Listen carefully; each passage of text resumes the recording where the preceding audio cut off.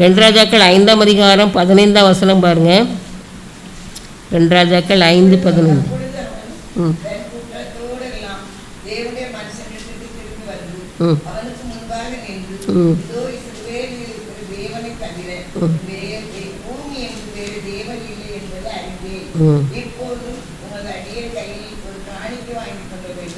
அது காணிக்க வாங்கி அதான் என்ன சொல்கிறான், இஸ்ரவேலின் தேவன் தான் உண்மையான தெய்வங்கிறத நான் கண்டு கொண்டேன் அப்படின்னு சொல்லி என்ன செய்கிறான் சொல்கிறான். அது மட்டும் இல்லாமல் 18ஆவது வசனத்தை பாருமா, 18ஆவது வசனத்தை பாருங்க.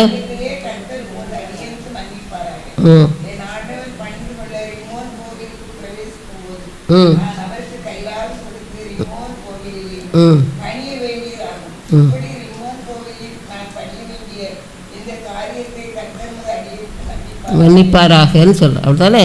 அப்போ எத்தனையோ கோயிலுக்கு போயிருக்கான், வாங்கியிருக்கான், அவனுக்கு சுகமாகலை. ஆனால் இந்த கோயிலுக்கு போகும்போது மட்டும்தான் அவனுக்கு எந்த ஆண்டவர் மட்டும்தான் சுகம் தந்திருக்கிறாருங்கிறது அவனுக்கு நல்லாவே என்ன செய்யுது தெரிஞ்சுட்டு பாருங்க. அப்போது இந்த சின்ன பிள்ளை சொன்ன அந்த வார்த்தை, சின்ன பிள்ளை ஏற்ற சமயத்தில் சொன்ன வார்த்தை, நாகமான் சுகம் அடைந்தது இல்லாமல் தேவனே உண்மையான தெய்வம் என்று நினைச்சுதான் அறிந்து கொண்டான். பாருங்க, நம்முடைய வாழ்க்கையிலையும் நம்ம சில காரியங்களை, சிலரை பற்றி சில விஷயங்களை நம்ம அற்பமாக நினைப்போம். ஒரு அற்பமான காரியத்தில் எல்லாமே என்ன செய்துடும், ஒரு நோய் கூட என்ன செய்துடும். சரியா? அப்போது ஏற்ற சமயத்தில் சொல்லக்கூடிய வார்த்தைகளை குறித்து நம்ம எப்போது கவனமாக என்ன செய்யணும் இருக்கணும். அது நம்ம உலக பிரகாரமாக நம்ம பார்க்குறோம்.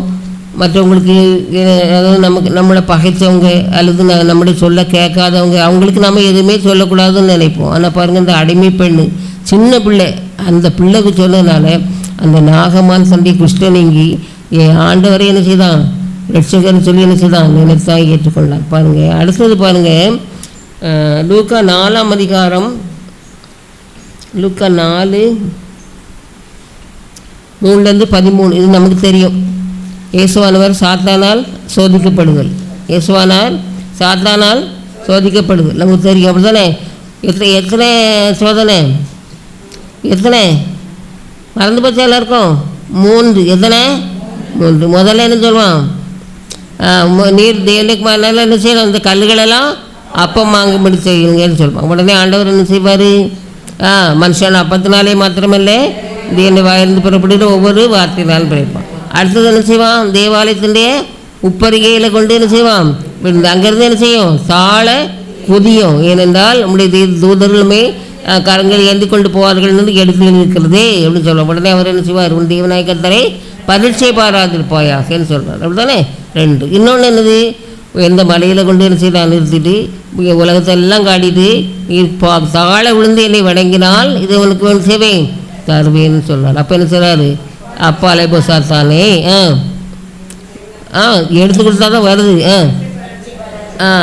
பரிசை பாராதிப்பாரேங்க 2வது அது. இதில் என்ன செய்யுது, உன் தேவனொருவருக்கே ஆராதனை செய்வாங்கன்னு சொல்கிறார். பார்த்துக்கலாம். அப்போது அந்த வேத வசனங்கள் மூலமாக சாத்தான அவர் என்ன செய்கிறாரு, அவனுடைய மூக்கை உடச்சிடுறாரு.